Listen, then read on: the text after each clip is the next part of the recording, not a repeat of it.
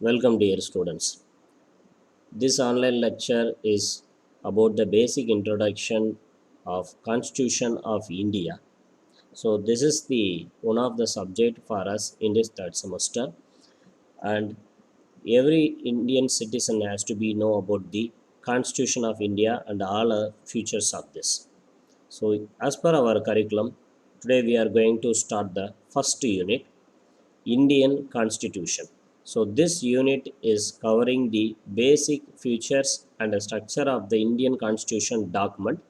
And addition, it's going to have the detailed information about the salient features of the Indian Constitution document.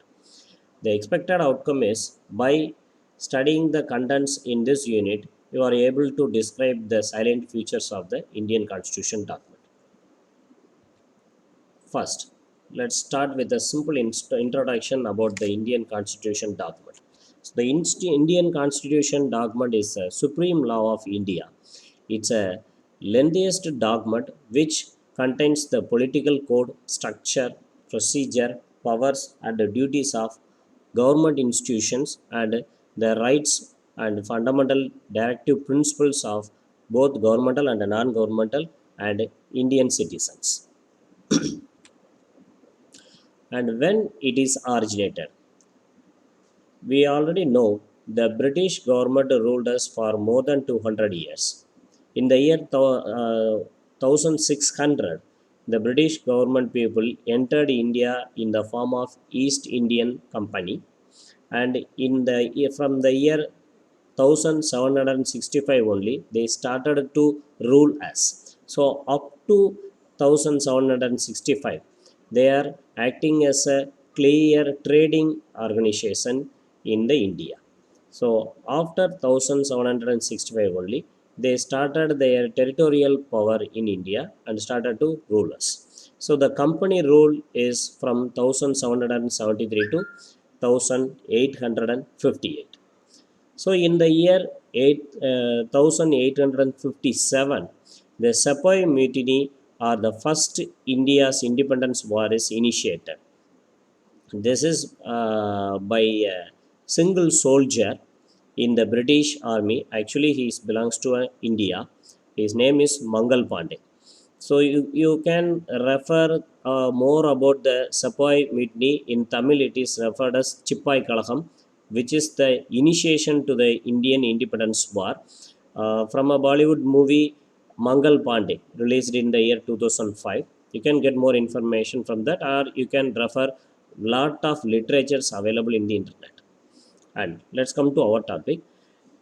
So at the end of the Sepoy Mutiny, which is actually a failed war for Indians, so from the year 1858, the British government planned to rule the India by their direct control instead of rule through the company, East Indian Company. So officially that rule is ended at the year 1947, August 15. So this is the history behind the Indian Constitution development. And before India independence also, we worked with the Constitution, that is British Constitution.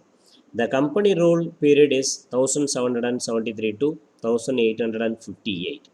During that time, the Constitution followed is governed by the general governor as a ruler.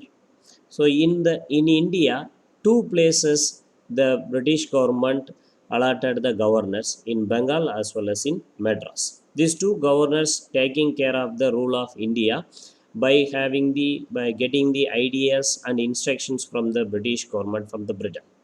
So they are also installed a constitution principles in the year 1773 as Regulating Act, and in various stages that act is reformed into Amending Act, Pitt's India Act, Act of 1786, and so on. And all these laws are ended with the Sepoy Mutiny in the year 1858. So starting from the year 1858, the British Crown started to rule the India, and the governors are just acted as a representative, not as rulers. The British prince directly controlling the India through the representatives. And in the year 1858 they released the Indian Council Acts as the constitution principle of India. Based on that only the Indian political systems are in force. And in the year 1947 the Indian Independent Act is released. In the month February 1947, the British Prime Minister Clement Attlee declared that the British rule in India would end by June 30, 1948, after which the power would be transferred to the responsible Indian hands. But we already know the British rule is actually ended at the August of 1947. And after the independence we preferred a detailed constituent, but before the independence also there is a demand is created for forming the constituent document solely for India. In the year 1934 the idea of constituent assembly for India was put forward for the first time by Eamon Roy, and followed by that the political party Indian National Congress is proposed to develop a constituent assembly for preparing the Indian constitution in the year 1935. And then in the year 1938 Jawaharlal Nehru on behalf of INC declared the constitution of free India must be framed without the external disturbances. Based on that, the British government let Jawaharlal Nehru in the year 1946 to form a team of people to prepare the constituent principles. So Jawaharlal Nehru will act as a vice president of the council, and the other members are selected from Indian side.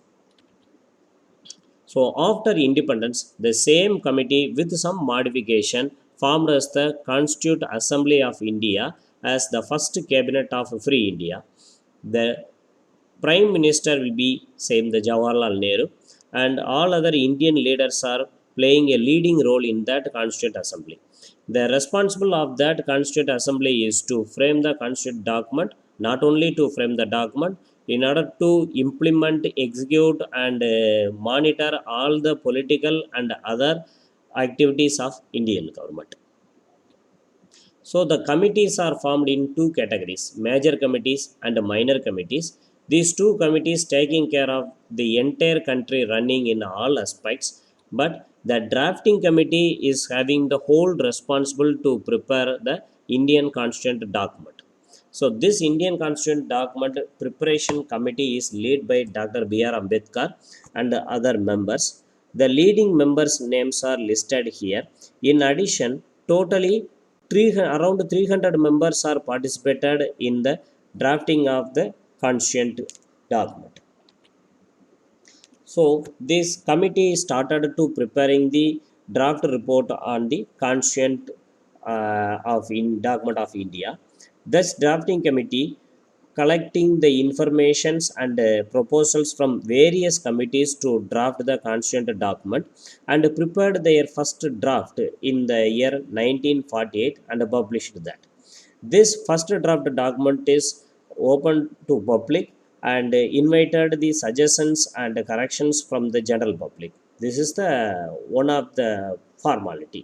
So after collecting the suggestions from the general public, the drafting committee revised the document and released the second draft in the month October 1948. And Dr. B.R. Ambedkar introduced the final draft of the constitution after considering all the suggestions from the general public, and presented it in the assembly on November 4, 1948. This document is come to first reading. So after three readings, the finalized copy of Indian Constitution document along with a preamble, 395 articles and 8 schedule is launched along with the signature of members and the President of India on November 26, 1949. However, the document is released in the year 1949. After some stage by stage enforcement, the complete enforcement of the document is happened only on the January 26, 1950. That day is further referred and celebrated as the Republic Day of India.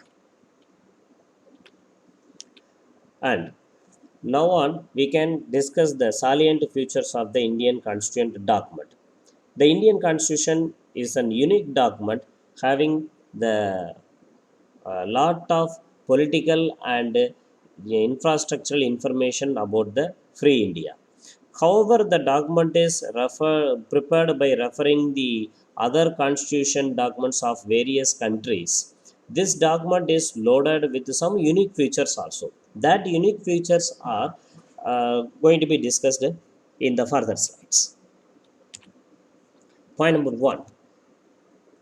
The Indian Constitution document is the lengthiest written constitution document all around the world, and it's at the time of release in the year 1949. It loaded with 395 articles and 8 schedules and a preamble. But after some amendments and revisions, presently in the year 2019, it is loaded with 470 articles and 12 schedules and a preamble. So, year by year, the revisions are going on. And how this much of big conscient document is developed, what are all the important factors contributed for preparation of these documents are the geographical factors, historical factors. Single constitution document is prepared for both the central and state government, and the dominance of legal luminaries in the constituent assembly. And the second important silent feature of this document is it is drawn from various sources. The informations and the instructions of this constituent document is prepared by referring the various countries constituent document. So this mainly this document is prepared based on the Government of India Act released by the British government in the year 1935. And the structural part of this document is referred mostly the Government of India Act, and the philosophical part is referred from the American and Irish constituents documents, and the political part is completely resembles the British constitution document. That's why nowadays also we can see more similarities between the Indian politics and the Britain politics. The other provisions of the documents are referred from the Canada, Australia, Germany, Russia, France, South Africa, and Japan. And the third important silent feature of this document is it is actually the blend of rigidity and flexibility. In general, the constituent document of any country is classified one among the two groups, that is a rigid or a flexible. Both are two extremes.